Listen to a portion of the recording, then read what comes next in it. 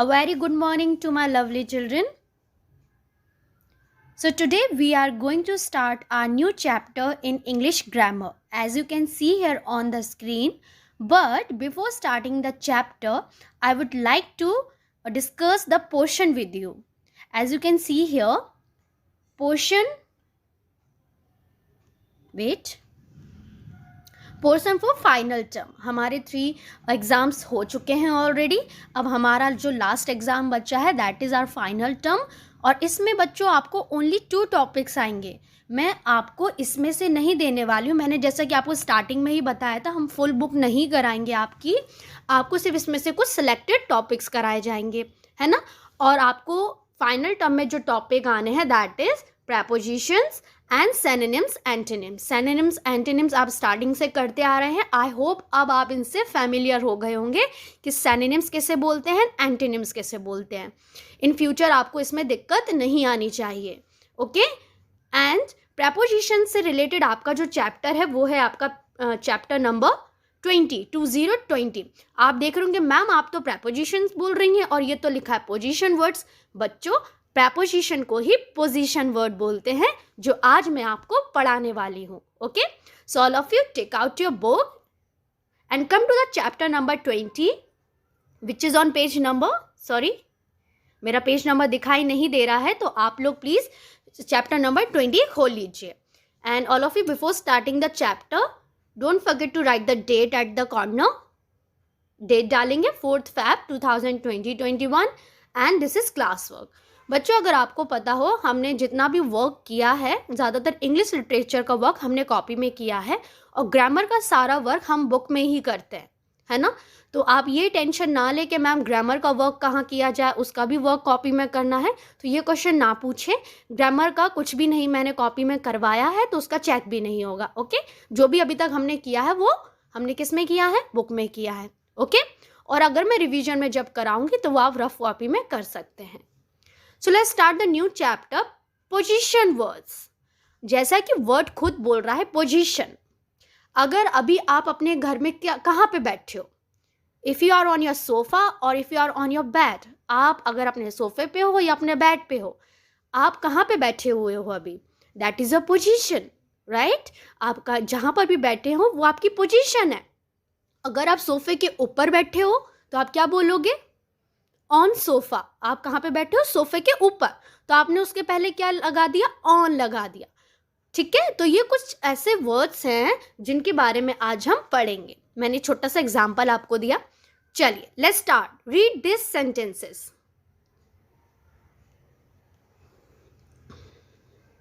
The cat is sleeping on the mat. The ball is lying near the cat. Again I'm repeating this sentence. The cat is sleeping on the mat. The ball is lying near the cat.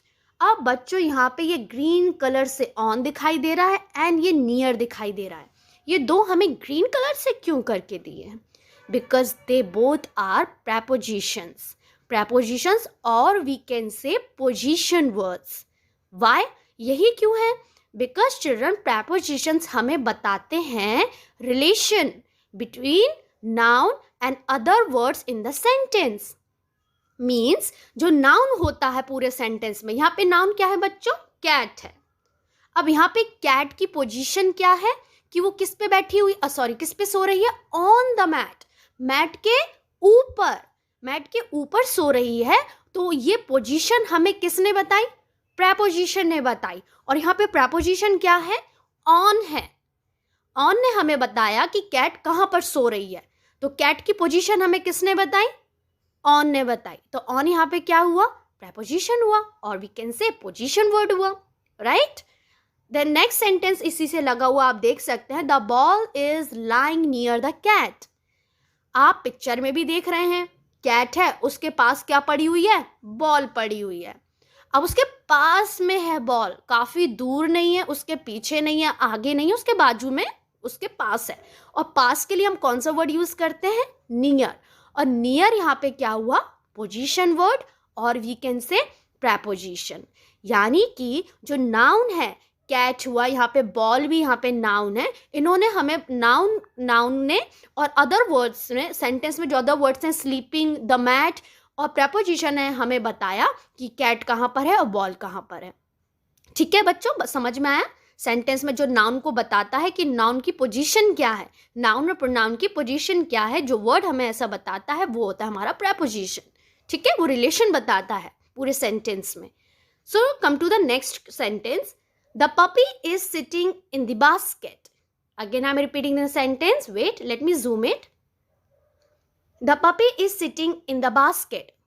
Puppy जो है छोटा बच्चा, doggy के छोटे baby को क्या बोलते हैं? पपी बोलते हैं। वो कहाँ पे है? बास्केट के, इन द बास्केट। अब इनवर्ड प्रेपोजिशन हम कब यूज करते हैं? जब हम किसी के अंदर होते हैं। जैसे कि अभी आप अपने घर के अंदर बैठे हो, सो व्हाट विल यू से? I am in the house. मैं कहाँ पर हूँ? मैं घर के अंदर हूँ। अंदर जो वर्ड मैंने यूज किया हिंदी में, उसके लिए हम इंग्लिश में क्या यूज करते हैं? इन यूज करते हैं।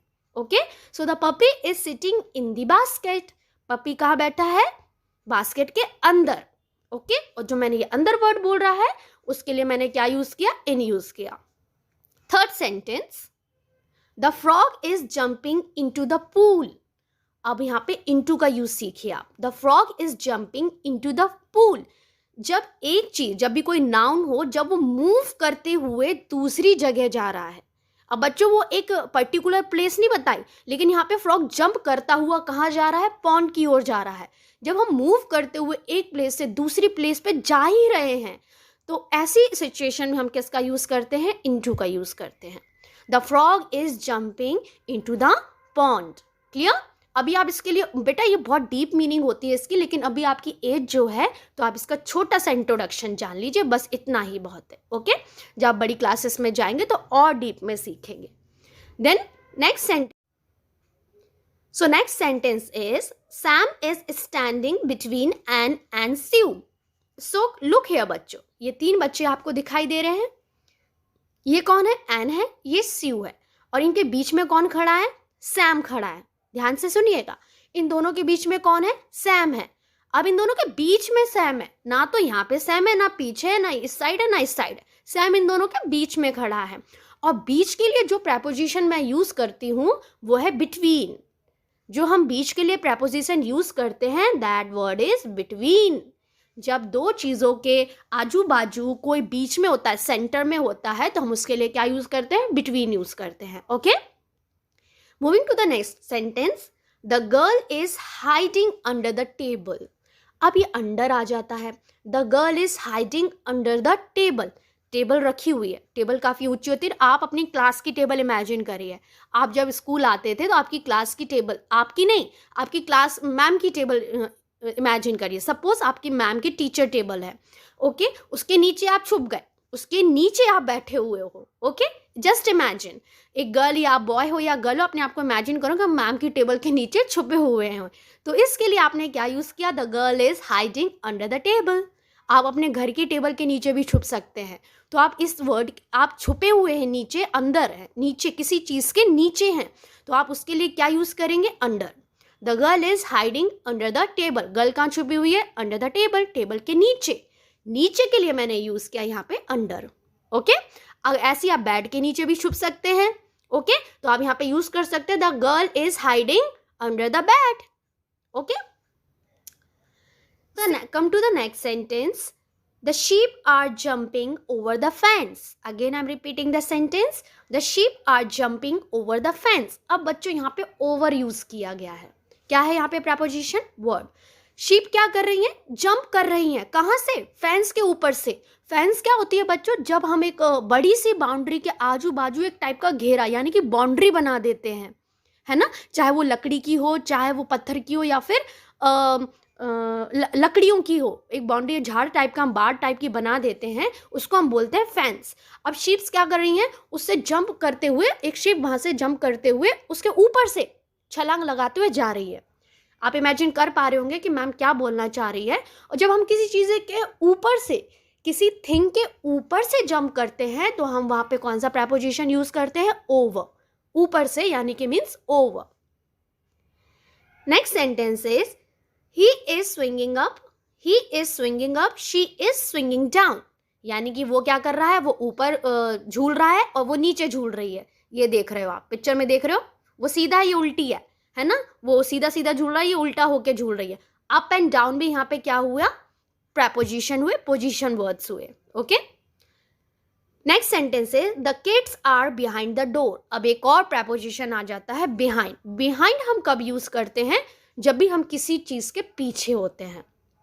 क्या होते हैं, हम किसी भी चीज के पीछे खड़े होते हैं, तब हम बिहाइंड प्रेपोजिशन का यूज करते हैं। सेंटेंस में कैसे यूज हुआ है बिहाइंड का, the kids are behind the door. बच्चे कहाँ हैं, डोर के पीछे हैं। आप छुप जाते हो ना कई बार डोर के पीछे, इट मीन्स आप बिहाइंड द डोर हैं। आपकी पोजीशन क्या है, बिहाइंड द डोर, डोर के पीछे। Now come to the last sentence, the butterfly is above the flowers. अब बच्चों यहाँ पे एक आता है अबव। अबव भी हम कब यूज करते हैं, जब किसी चीज के ऊपर के लिए, कोई चीज किसी चीज के ऊपर है। अब आप कहोगे मैम आपने ओवर भी यही बताया था एंड आप अबव भी यही बता रहे हो, तो हाँ बच्चों, ये दोनों इंटरचेंजेबली एक दूसरे के लिए यूज हो सकते हैं। अबव की जगह हम ओवर कई बार यूज कर सकते हैं, अबव की, ओवर की जगह अबव भी यूज कर सकते हैं, अबव की जगह ओवर भी, लेकिन कई प्लेसेस पे ये थोड़ा डिफर भी होते हैं एक दूसरे से। मैं एक एग्जांपल लेती हूँ ओवर का। जैसे कि अभी हमने यहाँ पे पढ़ा the sheep are jumping over the fence. Sheep क्या कर रही है, फेंस के ऊपर से जंप कर रही हैं। एक और एग्जांपल मैं लेती हूँ, put your sweater over your shirt. अभी आप क्या पहने हुए हो, शर्ट पहने हुए, और अपने एक टी शर्ट के ऊपर एक स्वेटर भी पहना हुआ होगा आपने, है ना, तो आप यहाँ पे क्या यूज करोगे, ओवर यूज करोगे। पुट योर स्वेटर, मैंने बोला चलो अपने शर्ट के ऊपर स्वेटर पहन लो, आपने एक चीज के ऊपर दूसरी चीज पहन ली, तो आपने उसके लिए क्या यूज किया, ओवर यूज किया। और जो क्लोज है आपके, जैसे कि यहाँ पे हमने शिप था, शिप ज्यादा हाई तो जंप नहीं करेगी फैन से, थोड़ी सी ऊपर करेगी ना, तो वहां पे हम ओवर यूज कर लेते हैं। अबव हम यूज करेंगे जब कोई चीज बहुत ही ज्यादा फार डिस्टेंस पे हो रही है, दूर के डिस्टेंस पे हो रही है। हियर इज एन एग्जाम्पल, जैसा कि आपको एग्जाम्पल दिया है, the butterfly is, wait, the butterfly is above the flowers. Butterfly क्या है, फ्लावर्स के ऊपर है, थोड़ी ऊंचाई पर है, तो हम यहाँ पे हमने क्या यूज कर लिया, above. So let's take an another example of above. एक और एग्जाम्पल लेते हैं अबव का। For example, a plane is flying above the village. A plane is flying above the village. Village के ऊपर से प्लेन जा रहा है। अब ये पूरा फुल विलेज और प्लेन की पोजीशन आप सोच लीजिए कितनी दूर होगी, तो यहाँ पे हम क्या यूज कर सकते हैं, अबव यूज कर सकते हैं, क्योंकि ये बहुत ही ज्यादा फार डिस्टेंस पे है। So we will use above here. The plane is flying above the village, the butterfly is above the flowers. Okay, I hope आपको इनमें डिफरेंस समझ में आया होगा। कई बार बच्चों ये दोनों एक दूसरे को चेंज भी कर देते हैं, एक दूसरे की जगह भी यूज हो जाते हैं। जब आप बड़ी क्लासेस में जाएंगे तो इनमें बहुत अच्छे से डिफरेंस सीखेंगे। ओके, सो ये हमने कुछ वर्ड्स के बारे में देखा। So the word in green tells us the position of something और समवन। जो ग्रीन कलर के जो सारे वर्ड्स थे वो हमें बताते हैं कोई चीज कहाँ पर है और क्या कर रही है, कैसे है। Okay, they also tell us where something और समवन इज मूविंग। और ये हमें ये भी बताते हैं कौन कहाँ पे कैसे जा रहा है। जैसे हमने इनटू यूज किया था, इनटू प्रेपोजिशन, कि the frog is jumping into the pond, यानी कि वो जंप करते हुए कहाँ जा रहा है, पॉन्ड की तरफ जा रहा है, तो हमने उसकी जगह पे क्या यूज किया था, into. These words are called position words. इन वर्ड्स को हम पोजिशन वर्ड्स भी कहते हैं एंड प्रेपोजिशंस भी कहते हैं। ओके, अब आ जाती है हमारी एक्सरसाइज। लास्ट में बच्चों मैं आपको एक यूट्यूब का वीडियो अटैच करूंगी, अगर आप जब वो देखेंगे तो आपको और भी शायद अच्छे से आपका कॉन्सेप्ट क्लियर हो जाए। So here is an exercise for us, where is the owl. अब यहाँ पे हमें आउल के बारे में बताना है। आउल कौन होता है बच्चों, उल्लू, इन हिंदी वी कैन से उल्लू। कहाँ है आउल, आउल ने अपनी पोजीशन बहुत बदली है, कभी यहाँ कभी वहाँ, कभी यहाँ कभी वहाँ, तो हम इस एक्सरसाइज में वही पता करेंगे कि आखिर वो है कहाँ। Write the correct position words below each of these images. Use the words given below. यहाँ पे नीचे कुछ वर्ड्स दिए गए हैं, उनका यूज करते हुए हमें आउल की पोजीशन बतानी है। Behind, sorry, between, behind, on, above, under, in. Okay, so in a first picture you can see here owl. देखो आपको एक छोटा सा हाउस दिखाई दे रहा है और उसके अंदर हाउस, आप उसको अंदर उसके आउल दिखाई दे रहा है। मैं सेंटेंस हमने कैसा फ्रेम किया है यहाँ पे, the owl is in the house. Owl कहाँ है, हाउस के अंदर है, वो ना बाहर है ना अंदर मतलब अंदर है हाउस के, तो अंदर के लिए मैंने आपको बताया था हम कौन सा प्रेपोजिशन यूज करते हैं, इन यूज करते हैं। The owl is in the house. Okay, so next position जो है आउल की वो कहाँ दिख रही है आपको, हाउस के ऊपर दिखाई दे रही है। तो हम क्या लिखेंगे, देखो बिल्कुल से टच है। जब कोई चीज किसी चीज के ऊपर है और उससे बिल्कुल टच हो रही है, जैसे कि अभी आप अपने सोफे पे बैठे हो या अपने बेड पे बैठे हो या किसी चेयर पे बैठे हो, आप उसको टच कर रहे हो ना, आप उसको टच कर रहे हो, तो आप ऐसी सिचुएशन में ना ओवर यूज करेंगे ना अबव यूज करेंगे, क्योंकि वहां पे डिस्टेंस नहीं है, आप बिल्कुल दूसरी चीज से टच करते हुए बैठे हो। तो ऐसी सिचुएशन में हम कौन सा प्रेपोजिशन यूज करेंगे, ऑन, जब कोई चीज किसी चीज के ऊपर होती है और वो एक दूसरे को टच कर रही होती है। सो हियर आउल बिल्कुल टच करते हुए बैठा है हाउस के ऊपर। तो हमने सेंटेंस फ्रेम किया, the owl is on the roof. Roof को हम छत बोलते हैं ना, है ना। So owl is on the roof. Okay, now come to the third sentence. अब पता करते हैं थर्ड पिक्चर में आउल कहाँ है।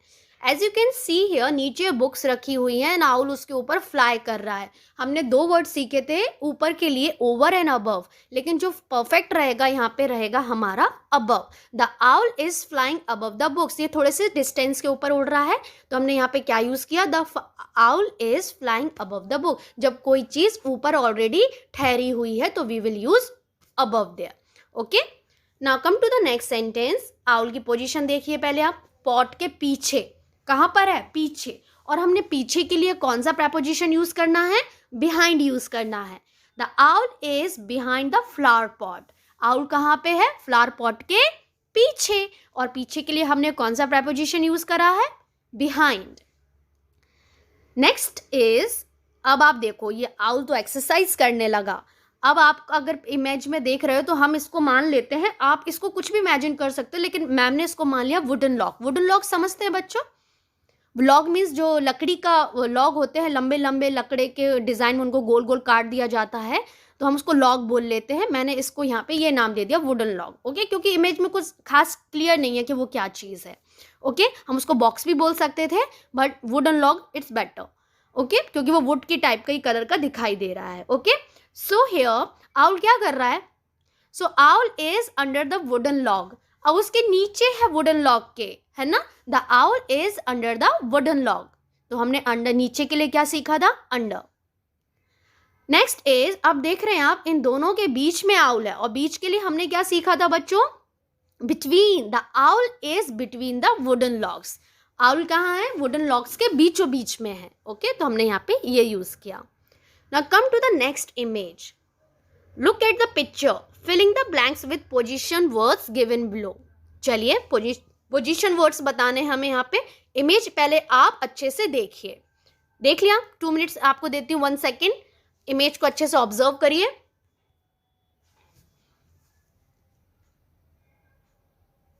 Okay, so now let's start. हमें कुछ वर्ड, प्रेपोजिशन वर्ड्स यहाँ पे दिए हैं, over, behind, into, near, in, on. हमें इनका यूज करते हुए ये पूरा कंप्लीट करना है। चलिए, द डॉग इज, डॉग कहाँ है, चलो पहले डॉग की पोजीशन हमने देखी थी कि वो अंदर है अपने हाउस के, एंड डॉग के हाउस को हम क्या बोलते हैं इंग्लिश में, कैनल। क्या बोलते हैं, कैनल बोलते हैं। Okay, so the dog is in the kennel. House के अंदर है बच्चों, याद रखना, वो हाउस के अंदर बैठा है, बाहर नहीं है, अंदर है उसका, वो पूरी बॉडी उसकी अंदर दिखाई दे रही है आपको। So the dog is in the kennel. Next is, the bird is on the roof. Again bird को जरा हम देख लें, वो देखो हाउस के ऊपर बैठी हुई ना, रूफ के ऊपर, तो हमने क्या यूज किया, on. Then the butterflies are flying over the pond. Butterflies जो हैं वो किसके ऊपर उड़ रही हैं, पॉन्ड के ऊपर उड़ रही हैं। ओके, सो हमने ओवर भी यूज कर लिया यहाँ पे। The frog is hiding behind the stone. Frog कहाँ है भाई, फ्रॉग को अगर आप देख सकते हो तो देखो स्टोन के पीछे दिखाई दे रहा है। पीछे के लिए हमने सीखा था behind. The frog is hiding behind the stone. The duck is hopped into the pond. अब जो डक है वो हॉप करती हुई यानी को चकती हुई कहाँ जाने की कोशिश कर रही है, पॉन्ड की तरफ, तो हमने यहाँ पे यूज करा उसके लिए into. Then the fish is near the duck. अब फिश कहाँ दिखाई दे रही है आपको, डक के पास दिखाई दे रही है, और पास के लिए हमने सीखा था near. The fish is near the duck. Duck के पास कौन है, फिश है। ओके, आ जाइए लास्ट एक्सरसाइज पे। Look at the pictures of the clouds. Read the words and draw a sun in each picture. One has been done for you. चलिए clouds को देखिए सब लोग पहले अच्छे से. हमने क्लाउड्स को ऑब्जर्व कर लिया. ओके, अब हमें क्या करना है, हमें read the words and draw a sun. हमें यहाँ पे सन की पिक्चर ड्रॉ करनी है जहाँ पे नीचे हमें बताया गया है, पोजीशन वर्ड हमें दिए गए हैं, वहाँ पे हमें सन की इमेज ड्रॉ करनी है. First already done for us. Above the cloud, cloud के ऊपर है, ठीक है, तो वो ऑलरेडी हमें बना के दिया है. Next, near the cloud. अब नियर द क्लाउड बच्चों कहीं भी हो सकता है, लेकिन हम ऊपर नहीं बना रहे, नीचे नहीं बना रहे, क्योंकि इसकी पोजीशन वर्ड चेंज हो जाएगा, इसलिए मैम ने इस साइड बनाया. आप भी इसी साइड बनाइएगा और अच्छा सा कलर भी कर सकते हैं, ठीक है. येलो कलर अपनी मर्जी से, अच्छा डार्क एंड लाइट आप कर सकते हैं. तो यहाँ पे नियर द पॉइंट, यानी कि नियर द क्लाउड, क्लाउड के पास में, तो मैम ने यहाँ पे शो कर दिया सन को. देन अब आ जाइए थर्ड क्लाउड पे. थर्ड क्लाउड की पोजीशन हमें क्या बता रहा है सन की, under the cloud. Under the cloud हमने सीखा था नीचे के लिए, है ना, जब भी हम किसी चीज़ के नीचे होते हैं, सो क्लाउड के नीचे हमें सन की इमेज दिखा देनी है. ओके, सो ये अंडर द क्लाउड हो गया सन हमारा. Then between the clouds. अब बिटवीन हमने यूज़ किया था बीच के लिए, अब ये दो क्लाउड्स हैं तो इसके बीच मैम ने सन को शो कर दिया. ओके, तो आई होप बच्चों आप ये सब कर लेंगे आराम से. अपनी बुक में ही सब कुछ फिल करना है आपको. अगर कुछ नहीं समझ में आया है तो कोई प्रॉब्लम नहीं, जब हम रिवीजन करेंगे तब हम दोबारा से इसको अच्छे से समझेंगे. ओके, मैं इसका अटैचमेंट आपको दे दूँगी, आप अपनी बुक में ही वर्क कर लीजिएगा. Okay, so bye bye children, take care.